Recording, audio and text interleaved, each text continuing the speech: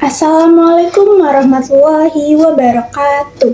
Yang terhormat Ibu Destiani MPD dan teman-teman yang saya banggakan. Sebelumnya izinkan saya untuk memperkenalkan diri terlebih dahulu. Nama saya Jazila Rasid dengan NPM 251302448, kelas B, Prodi Pendidikan Biologi.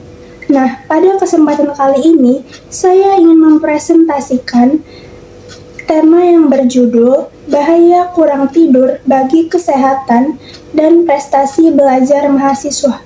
Saya mengambil tema ini karena banyak sekali mahasiswa yang menganggap tidur itu hal yang sepele.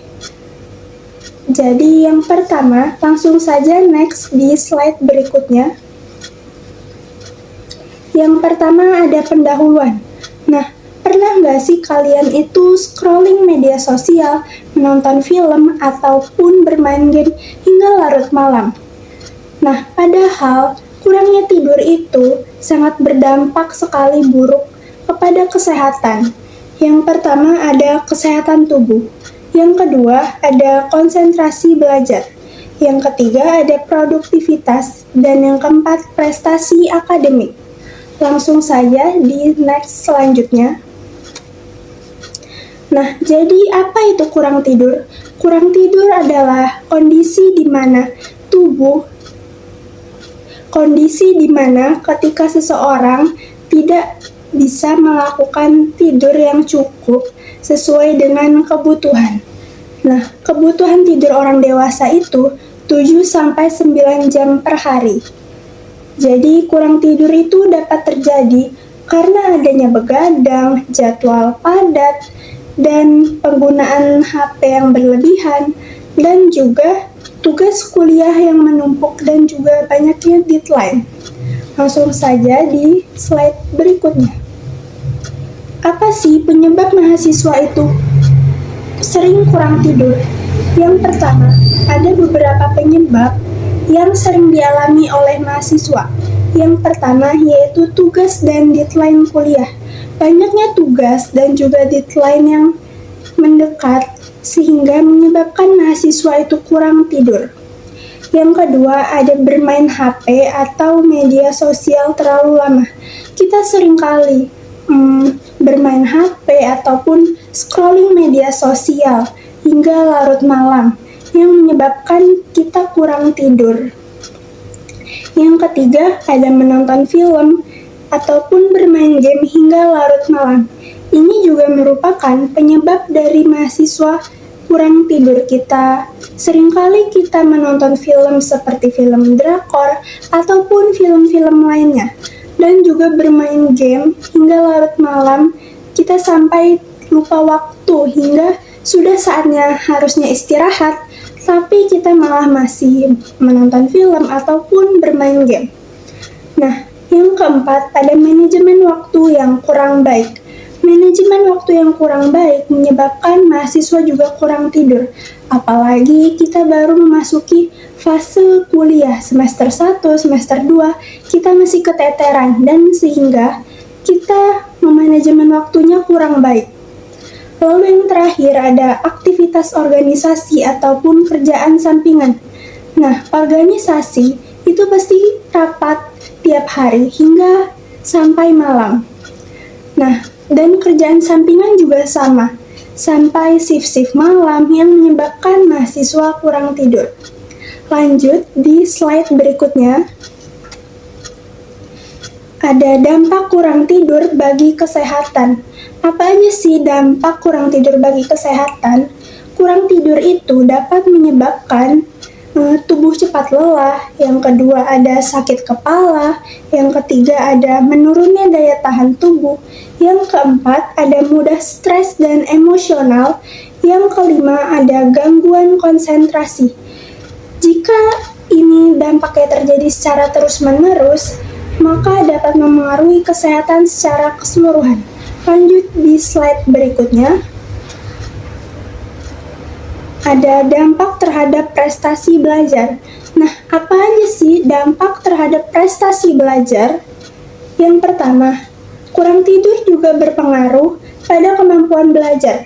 Dampaknya di antara lain, yang pertama ada sulit fokus saat kuliah, yang kedua ada mudah lupa materi, yang ketiga daya ingat menurun, yang keempat kurang produktif saat mengerjakan tugas, dan yang kelima nilai akademik menurun. Nah, kurangnya tidur sangat mempengaruhi dampak terhadap prestasi belajar. Dari beberapa dampak ini sangat merugikan sekali untuk kita. Jadi yang seharusnya kita tidur 7-9 jam per hari, kita hanya tidur 3-4 jam per hari, sehingga menimbulkan dampak seperti beberapa yang sudah saya sebutkan. Lanjut di slide berikutnya. Cara mengatasi kurang tidur. Jadi apa aja sih solusi ataupun cara agar kita itu tidak kurang tidur? Jadi ada beberapa cara yang dapat dilakukan. Yang pertama ada mengatur jadwal tidur secara teratur. Jadi kita harus mengatur agar tidak begadang terus hingga larut malam. Yang kedua ada mengurangi penggunaan gadget sebelum tidur. Kita seringkali sebelum tidur scrolling media sosial, lihat-lihat HP. Jadi sebelum tidur sebaiknya kita langsung tidur dan tidak melihat HP. Nah, yang ketiga ada mengatur waktu belajar dan istirahat. Jadi kita harus udah bisa nih mengatur waktu belajar dan istirahat. Belajar sebaiknya bisa dilakukan di pagi hari ataupun sore hingga ke malam, batas sampai jam 10. Jadi istirahat kita cukup dan kita tidak kekurangan tidur. Lalu selanjutnya ada menghindari begadang yang tidak perlu. Jadi kalau semisal aktivitas ataupun hal yang kita lakukan di malam hari tidak terlalu penting, sebaiknya kita jangan begadang karena begadang itu sangat tidak baik dan tidak dianjurkan. Maka dari itu jika tidak ada tugas ataupun tugas yang sangat penting sekali, kita bisa melakukannya di esok hari sehingga kita tidak begadang dan kita tidak kekurangan tidur. Lalu yang kelima ada membiasakan pola hidup sehat seperti makan yang teratur, olahraga secara rutin, minum air putih, dan juga tidur yang cukup. Itu adalah pola hidup yang sehat. Next, di slide berikutnya. Nah, kita sudah memasuki kesimpulan.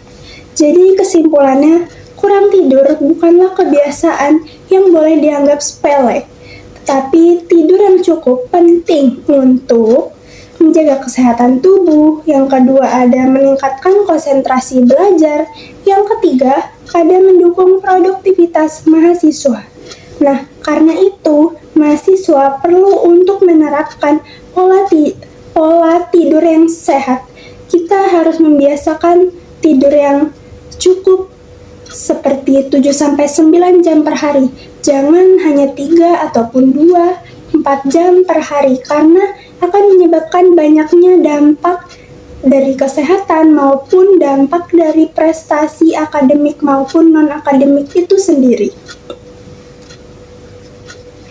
Baik, pada di slide terakhir ada daftar pustaka yang saya gunakan. Ada 5 daftar pustaka yang saya gunakan. Yang pertama ada Kasingku Lotulung 2024. Yang kedua ada Lisi Swanti Rodiani Saputra 2019. Yang ketiga ada National Sleep Foundation 2015. Yang kelima ada Nilifda Najmir Hardisman 2016. Yang kelima ada WHO atau World Health Organization 2022.